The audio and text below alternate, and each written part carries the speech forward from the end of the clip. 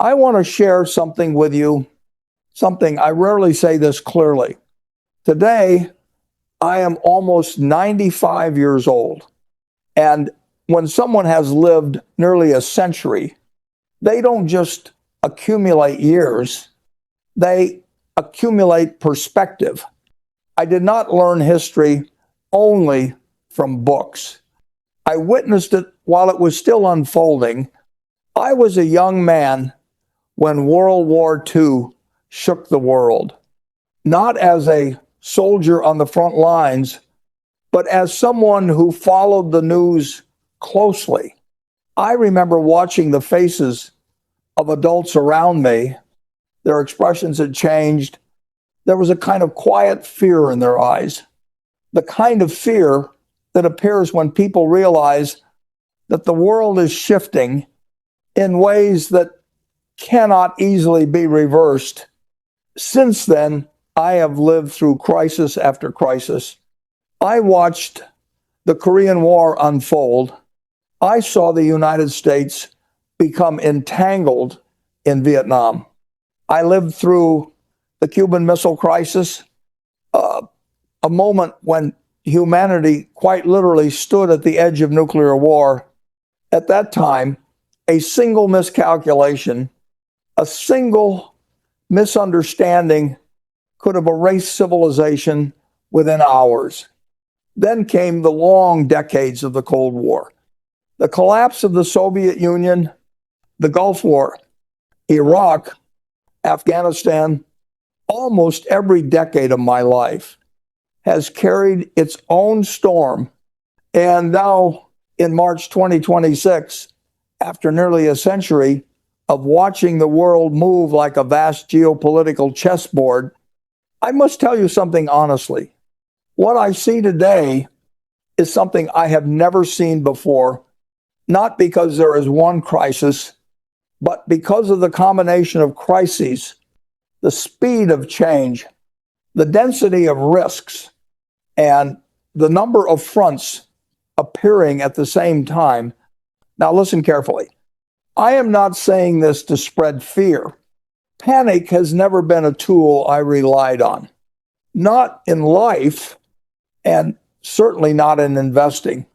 I am saying this because there is one principle that history has proven again and again. Preparation is always cheaper than reaction. The people who prepare before the storm arrives are usually the ones who end up on the right side of history. Those who wait until the crisis reaches the headlines almost always act too late.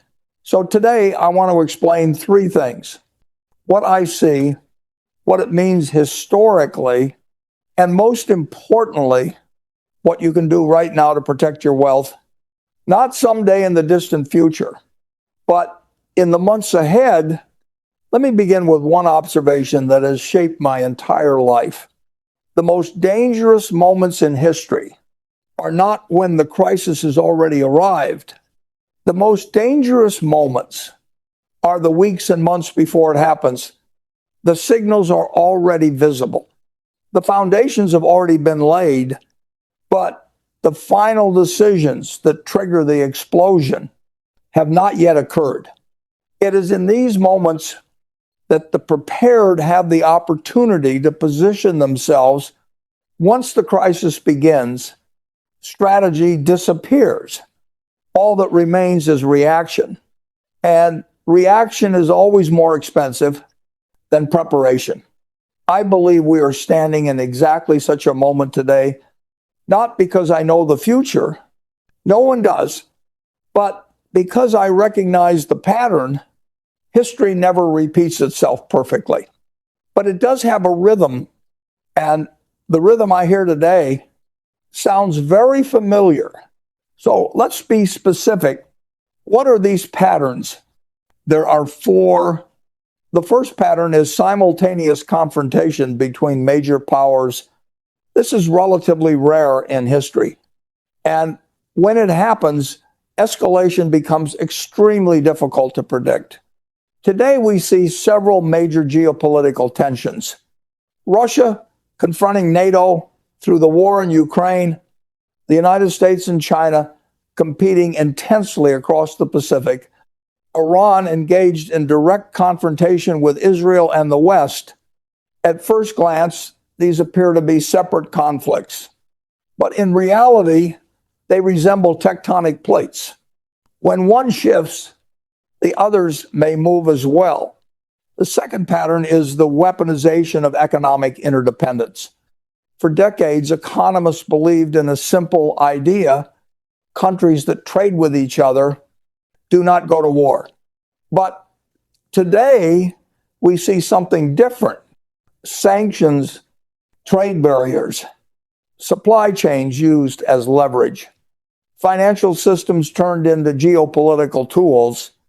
In recent years, we have witnessed an unprecedented use of economic warfare, and this creates a powerful reaction.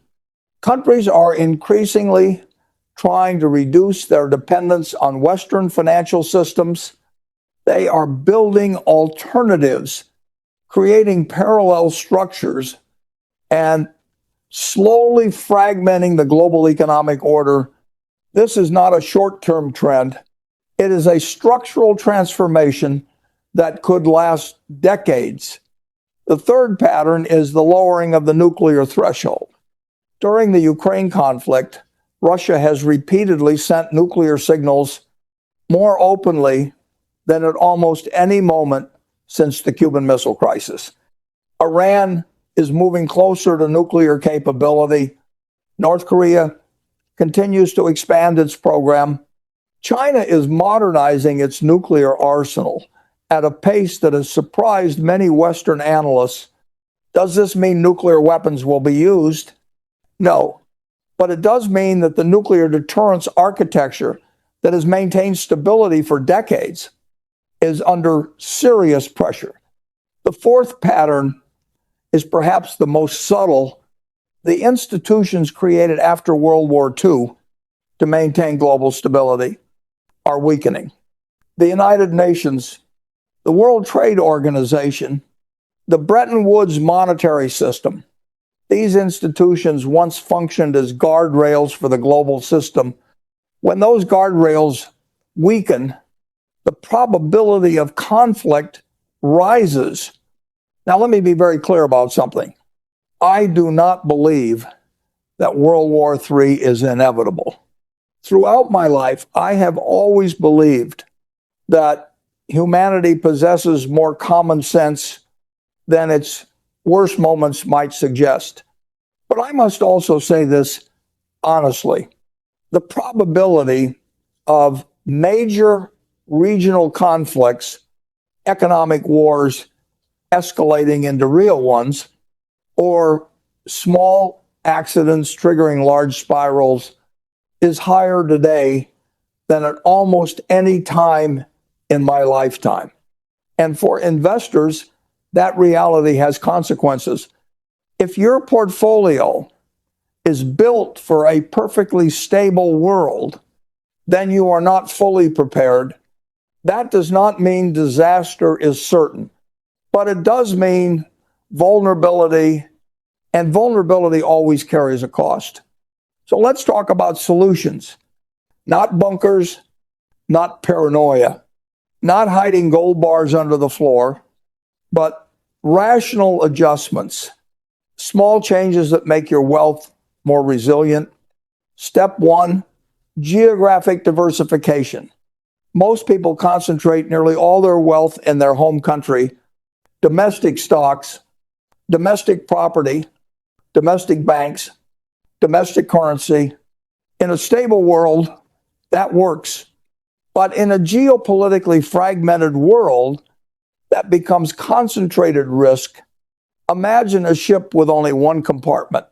If that compartment floods, the entire ship sinks. Geographic diversification adds watertight sections to your financial ship. Step two, increase liquidity.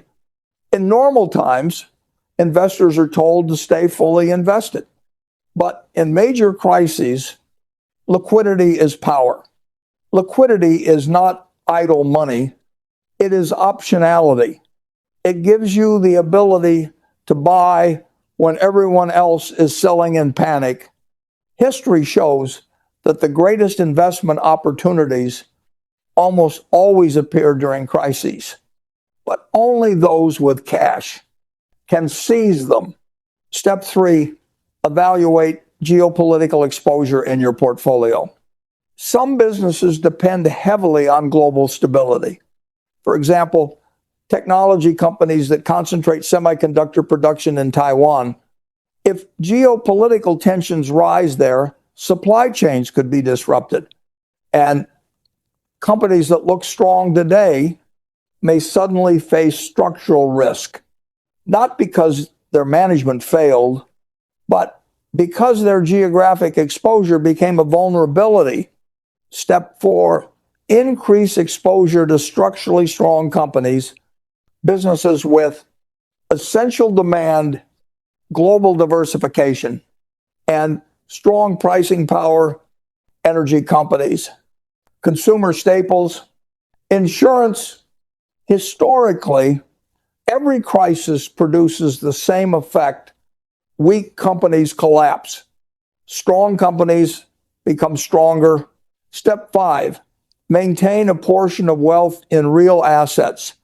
Gold, commodities, real estate in stable regions, not out of fear, but as systemic insurance. Real assets exist outside many political and financial systems.